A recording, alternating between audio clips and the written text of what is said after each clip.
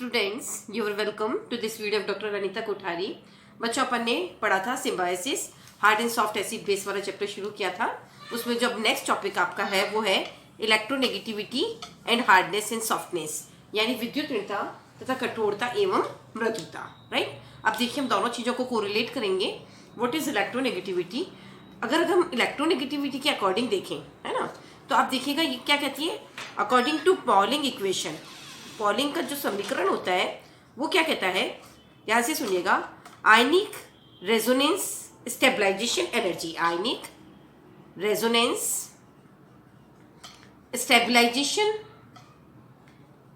Energy, Hindi में क्या बोलूंगी, आयनिक अनुनाद स्थायीकरण ऊर्जा, है ना, is proportional to the difference in the electronegativity of two bonded atom and its square, है ना। क्या बोला मैंने, ध्यान से सुनिएगा। Ionic resonance energy, ionic resonance stabilisation energy is proportional to the square of the difference in the electronegativity of two bonded atom, है ना। यानी जो बंधित दो परमाणु हैं, जैसे सपोज ए बी मॉलिक्यूल है तो ए बी में ए बी बंध बना रहे हैं, तो इन दोनों की विद्युत ऋणता में अंतर के वर्ग के समानुपाती होगा।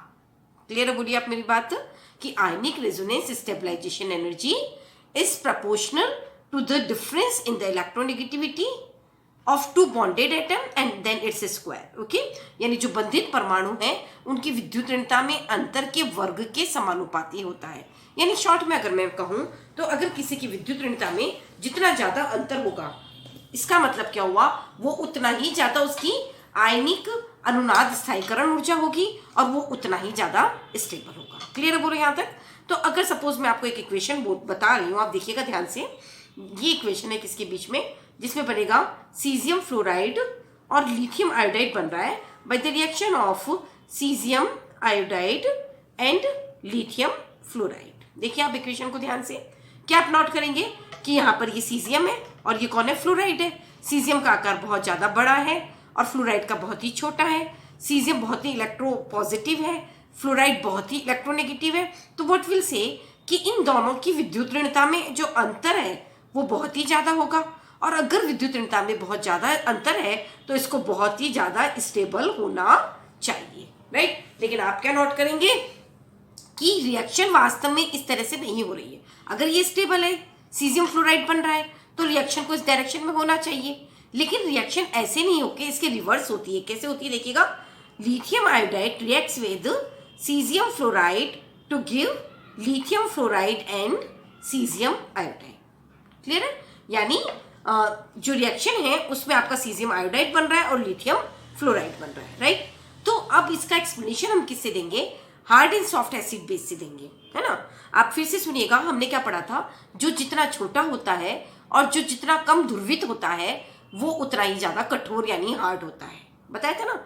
और जिसका आकार जितना बड़ा और जो जितना आसानी से ध्रुवित होता है वो उतना ही मृदु यानी कि सॉफ्ट होता है। राइट, तो और प्लस चार्ज वाले हमेशा एसिड होते हैं और माइनस चार्ज वाले हमेशा बेस होते हैं। तो आप समझ सकते हो, लिथियम प्लस क्या है, छोटा आकार वाला, तो ये एक क्या हो गया, hard acid.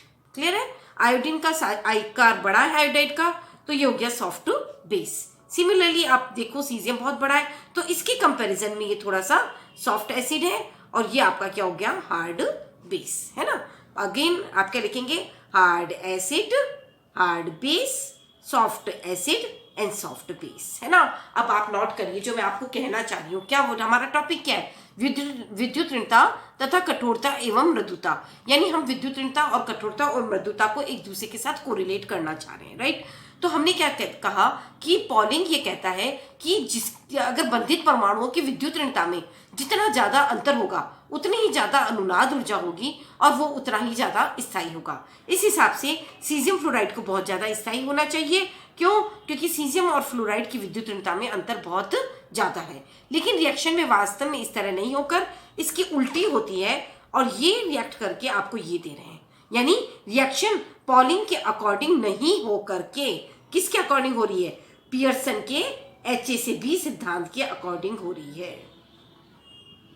Got it, principle. है ना।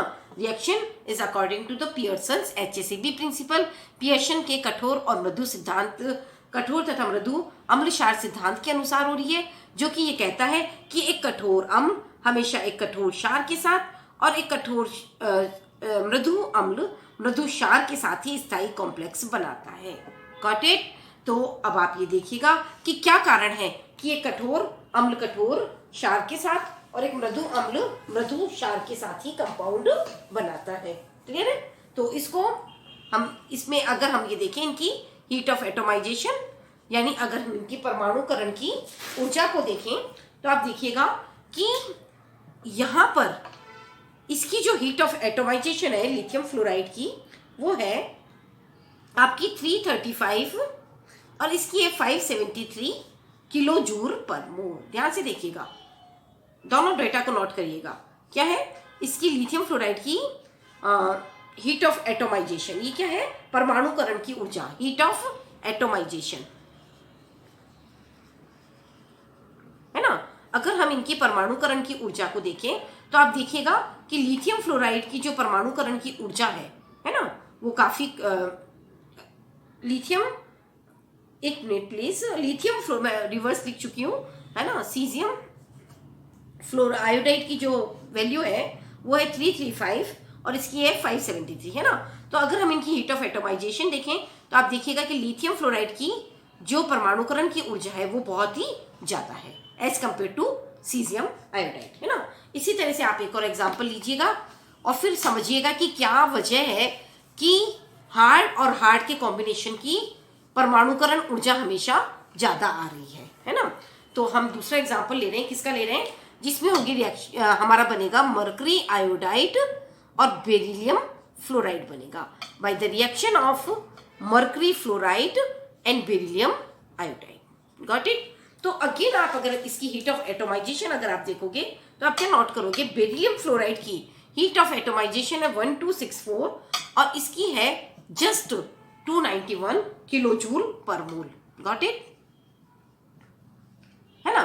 तो अगेन आप क्या कहोगे, ध्यान से देखिएगा, अगर हम हार्ड एंड सॉफ्ट लिखें तो आप क्या बोलोगे, मर्करी +2 क्या है, बहुत ही सॉफ्ट है। बता चुकी हूं ना, क्यों, क्योंकि इसमें कंप्लीटली फिल्ड डी ऑर्बिटल होती है, इसका आकार बड़ा होता है, यह आसानी से ध्रुवित होता है। और फ्लोराइड आप जानते ही हैं बहुत ही ज्यादा विद्युत ऋणी है, आसानी से ध्रुवित नहीं होता, इसलिए ये एक हार्ड बेस है ना। बेरिलियम क्या है, आपका एक हार्ड बेस है, हार्ड एसिड है, क्योंकि इसका आकार बहुत छोटा है, और आयोडाइड का आकार बहुत बड़ा है और इसलिए ये आपका हो गया सॉफ्ट बेस, है ना। और आप देखेंगे कॉम्बिनेशन रिएक्शन आपकी कैसे जा रही है, अगेन देखिएगा, एक सॉफ्ट एसिड सॉफ्ट बेस के साथ एक हार्ड एसिड हार्ड बेस के साथ में कंबाइन कर रहा है। क्लियर है, बोलो, है ना। तो हम क्या देखते हैं कि आप ये नोट करिएगा कि हार्ड हार्ड के साथ कंबाइन कर रहा है, सॉफ्ट सॉफ्ट के साथ कंबाइन कर रहा है, यानी जो रिएक्शन होती है वो पियर्सन के HACB सिद्धांत के अनुसार हो रही है कि हार्ड ही हार्ड के साथ कंबाइन कर रहा है और सॉफ्ट ही सॉफ्ट के साथ कंबाइन कर रहा है, राइट। लेकिन पॉलिंग के अकॉर्डिंग नहीं हो रही है, क्योंकि पॉलिंग ने तो हमें क्या कहा था कि जिसकी विद्युत ऋणता जितनी ज्यादा होगी, विद्युत ऋणता में अंतर जितना ज्यादा होगा, उसके बनने की जो संभावना उतनी ही ज्यादा है, क्योंकि उसका स्थायित्व भी ज्यादा है ना। लेकिन यहाँ पर ऐसा नहीं है, राइट। तो अब हम अगर दूसरा डेटा नोट करें तो वो ये है कि हम हीट ऑफ एटोमाइजेशन देते हैं, हीट ऑफ एटोमाइजेशन यानी कि परमाणुकरण की ऊर्जा देखें तो आप क्या कहेंगे कि बेरिलियम फ्लोराइड के बनने पर ज्यादा ऊर्जा निकल रही है। इसी तरह से पहले वाली इक्वेशन में भी मैंने आपको बताया था, क्या बताया था, उसमें बन रहा था आपका लिथियम फ्लोराइड और caesium iodide by the reaction of lithium iodide and caesium fluoride. तब भी आपने क्या देखा कि इसकी जो हीट ऑफ एटोमाइजेशन है वो 573 थी और इसकी 335 किलो जूल पर मोल। क्लियर है। तो अब हम इस बात पे फोकस करेंगे कि क्या बात है कि एक हार्ड के साथ जब कंबाइन करता है तो बहुत ज्यादा एनर्जी निकलती है। देखिए ये हार्ड का कॉम्बिनेशन है, हार्ड एसिड और हार्ड बेस का, बहुत ज्यादा एनर्जी निकली है। इसी तरह से ये हार्ड एसिड और हार्ड बेस का बहुत ज्यादा एनर्जी निकली है। यानी हम ये कह सकते हैं कि जब भी हार्ड एसिड हार्ड बेस के साथ कंबाइन करता है तो उनके बनने पर बहुत ही ज्यादा एनर्जी लिबरेट होती है और इसीलिए ये बहुत ज्यादा स्टेबल है। जबकि सॉफ्ट एसिड और सॉफ्ट बेस के बनने पर इतनी ज़्यादा एनर्जी नहीं निकलती, लेस एनर्जी निकलती है, और इसीलिए इनकी स्टेबिलिटी कम होती है। यहाँ तक आपको समझ में आया? तो अब अपना नेक्स्ट जो पॉइंट है वो ये फोकस करने का है कि क्यों हार्ड एसिड हार्ड बेस को ही प्रीफर करता है ना। हम क्या कह सकते हैं, ध्यान से सुनिएगा, कि जो पियर्सन का HACCP सिद्धांत था वो क्या कह रहा था कि हार्ड एसिड हार्ड बेस के साथ और सॉफ्ट एसिड सॉफ्ट बेस के साथ स्टेबल कंपाउंड बनाते हैं, है ना। लेकिन वास्तव में ऐसा नहीं है, ध्यान से सुनिएगा। क्यों? कि हार्ड ही हार्ड के साथ स्टेबल कंपाउंड बना रहा है और उसके बनने में बहुत ज़्यादा एनर्जी निकल रही है ना। तो फिर सॉफ्ट के साथ क्यों बना रहा है, जरा सोचिए। तो देखिए, ध्यान से सुनिएगा कि always hard acid combine to prefer with a hard base, right? But the combination of a soft acid with soft base is not the stability of this compound, but it is merely the combination of the species left behind after the combination of hard acid and hard base. क्या word बोला मैंने? कि हमेशा ही एक hard acid hard base को पसंद करता है और इस तरह से बना हुआ कंपाउंड बहुत ज़्यादा स्थायी होता है, लेकिन फिर भी सॉफ्ट एसिड सॉफ्ट बेस के साथ कंबाइन करता है। वो सिर्फ उन बची हुई सॉफ्ट स्पीसीज का कॉम्बिनेशन है ना। क्यों? क्योंकि जब हार्ड कंबाइन कर जाएगा तो क्या रह जाएगा? केवल सॉफ्ट, राइट। यहाँ तक समझ में आ गया? पूलो फिर से सारे पॉइंट सम अप करती हूँ। पहला पॉइंट क्या था कि पॉलिंग का जो इक्वेशन है वो ये कहती है कि जो विद्युत ऋणता में बॉन्डेड जो एटम है उनकी विद्युत ऋणता में जितना ज़्यादा डिफरेंस होता है वो उतना ज़्यादा स्टेबल होता है ना। लेकिन हमने क्या देखी, हमारी इक्वेशन उसके अकॉर्डिंग नहीं हो रही है। हमारी इक्वेशन पियर्सन के HACCP सिद्धांत के अकॉर्डिंग हो रही है। हार्ड के साथ कंबाइन कर रहा है और सॉफ्ट के साथ कर रहा है। उसके बाद में हमने हीट ऑफ एटमाइजेशन देखा और हमने ये नोट किया कि जो परमाणुकरण की ऊर्जा है वो हार्ड एसिड और हार्ड बेस के साथ ज़्यादा होती है, सॉफ्ट एसिड और सॉफ्ट बेस के साथ कम होती है। इसका मतलब क्या हुआ कि hard acid always prefer to combine with the hard base, right, but the formation या combination of soft acid with soft base is not the preference, but it is simply the combination of the species left behind after the combination of hard species. यानी जो hard acid है वो हमेशा hard base के साथ ही combine करना पसंद करता है, लेकिन जो सॉफ्ट एसिड और सॉफ्ट बेस का कॉम्बिनेशन है वो उसका प्रेफरेंस नहीं है, बल्कि बची हुई जो सॉफ्ट स्पीसीज है उसका कॉम्बिनेशन मात्र है, right. Now the question arises why so much energy is liberated during the formation of compound by the hard acid and hard base, है ना।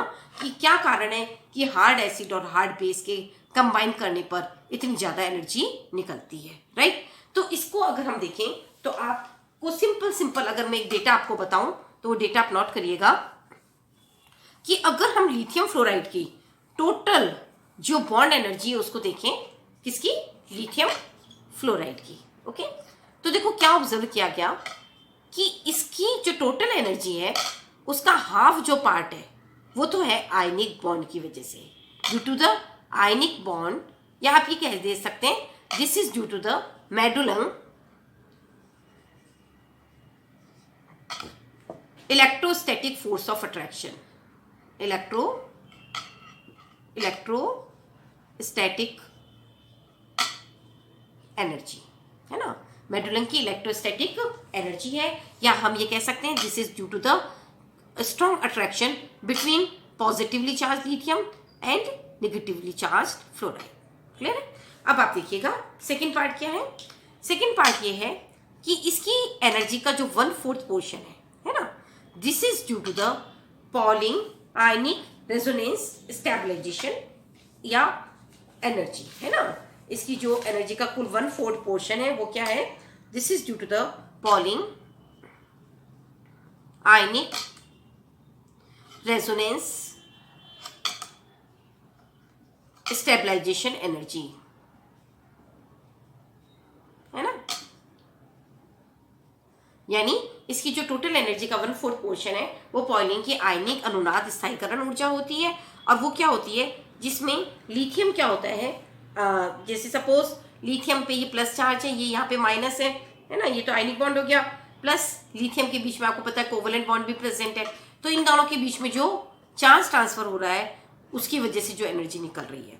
And the third and the most important point is the covalent bond. 1/4 part of the energy is due to the formation of covalent bond. किसकी वजह से होता है? सहसंयोजक बंध की वजह से होता है, राइट? क्यों? क्योंकि जितना स्मॉल साइज होता है, जितना छोटा आकार होता है, उतना ही स्ट्रॉन्ग कोवलेंट बॉन्ड बनता है. क्लियर है? बोलो. तो आपको मैं समझती हूँ सारी बातें समझ में आई होगी. अब मैं आपको इस पॉइंट पे फोकस करूंगी, ध्यान से सुनिएगा. क्या वर्ड मैंने बोला?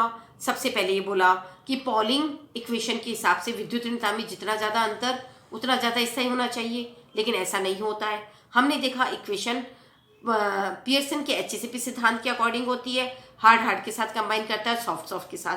फिर उसके बाद में हमने क्या नोट किया? हमने ये नोट किया कि हार्ड एसिड और हार्ड बेस के कॉम्बिनेशन से बहुत ज़्यादा एनर्जी लिबरेट होती है, जबकि सॉफ्ट एसिड और सॉफ्ट बेस के कॉम्बिनेशन से इतनी एनर्जी लिबरेट नहीं होती. इसका मतलब हमने क्या कहा कि हार्ड एसिड ही हार्ड बेस के साथ को प्रिफर करता है और स्टेबल कंपाउंड बनाता है, जबकि सॉफ्ट एसिड और सॉफ्ट बेस का जो कॉम्बिनेशन है वो बची हुई स्पीसीज का एक कॉम्बिनेशन मात्र है, राइट? और उसके बाद में हमने ये कहा कि लिथियम फ्लोराइड की जो टोटल एनर्जी है उसमें मेन जो पार्ट है, हाफ हिस्सा, वो उसके आयनिक बॉन्ड की वजह से है. आयनिक बॉन्ड क्या होता है कि पॉजिटिवली चार्ज लिथियम और नेगेटिवली चार्ज फ्लोराइड के बीच में प्रबल विद्युत आकर्षण है, जिसे आप मेडुलम इलेक्ट्रोस्टैटिक एनर्जी या इलेक्ट्रोस्टैटिक फोर्स कह सकते हैं. इसका जो 1/4 पार्ट है, it is due to the Pauling ionic resonance stabilisation energy. Pauling के आयनिक अनुनाद स्थायीकरण ऊर्जा के कारण है, जिसमें आप देखोगे कि आयनिक और कोवलेंट के बीच में ट्रांजिशन हो रहा है, राइट? एंड जो थर्ड पॉइंट है, 1/4 जो पार्ट है, it is due to the covalent bond, सहसंयोजक बंध के कारण होता है. ये पाया गया कि जितना छोटा आकार होगा उतना ही कक्षकों का अतिव्यापन अच्छा होगा और उतना ही मजबूत सहसंयोजक बंध बनेगा, राइट? तो एक बार मैंने आपको सब समअप कर दिया, लेकिन अब इस पॉइंट को मैं बहुत ही डिटेल में लाऊंगी और वो आप मेरे नेक्स्ट वीडियो में देखिएगा. ओके.